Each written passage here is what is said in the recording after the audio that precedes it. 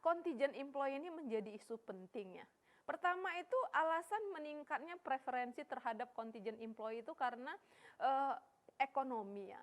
Khususnya sekarang masa pandemi, kita bisa lihat banyak perusahaan itu beberapa unit produksi tidak beroperasional atau penurunan sales, penurunan market, maka perusahaan itu tidak ada opsi lain selain mereka itu menggunakan paruh waktu ya, atau menggunakan contingent workers. Karena apa? Karena dengan contingent worker dia tidak perlu membayar fixed payment-nya, tidak perlu membayar gaji pokoknya.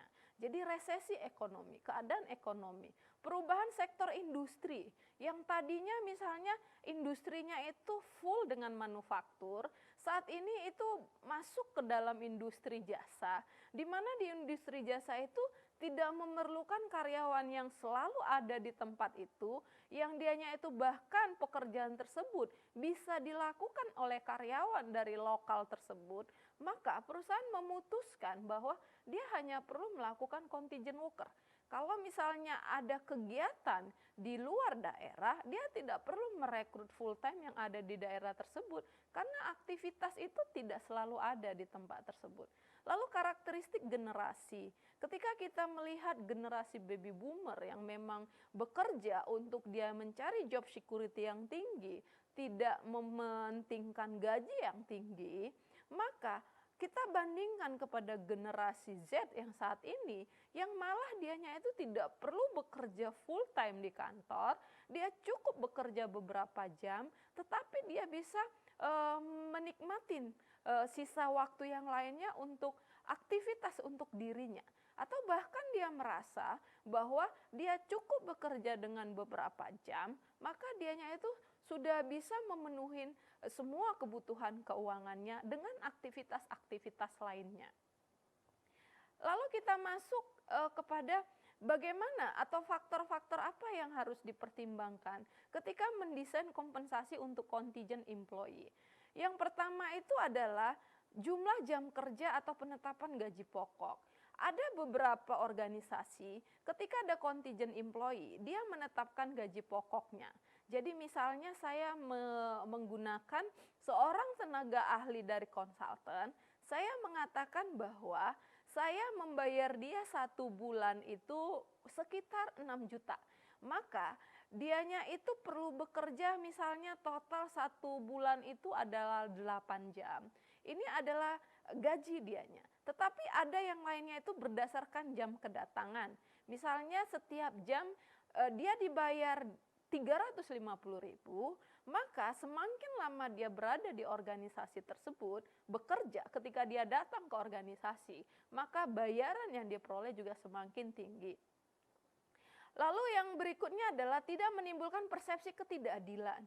Jangan sampai ketika kita merekrut karyawan contingent, maka karyawan tetap kita merasa, kenapa saya menjadi karyawan full time yang beberapa jam yang panjang di kantor, sementara ada karyawan lain yang hanya bekerja 2 jam, dia bisa mendapatkan gaji yang jauh lebih besar daripada saya.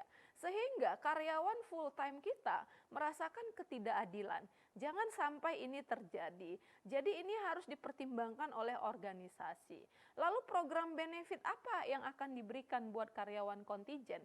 Ini juga adalah yang harus dipertimbangkan. Pokok bahasan yang terakhir yang akan kita pelajarin adalah tentang flexible work schedule.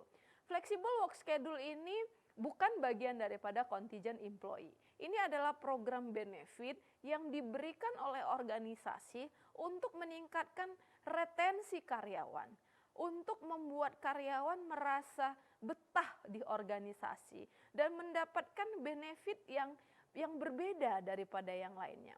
Beberapa programnya itu adalah dikatakan flexi time, yaitu dia bisa mengatur jam kerja masuk dan juga dia bisa mengatur jam kerjanya. Yang penting 1 hari misalnya dia bekerja 8 jam itu terpenuhi.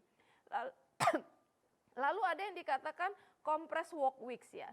Jadi di sini kalau 1 minggu dia bekerja 5 hari, maka dia bisa mengatur jam kerjanya tersebut.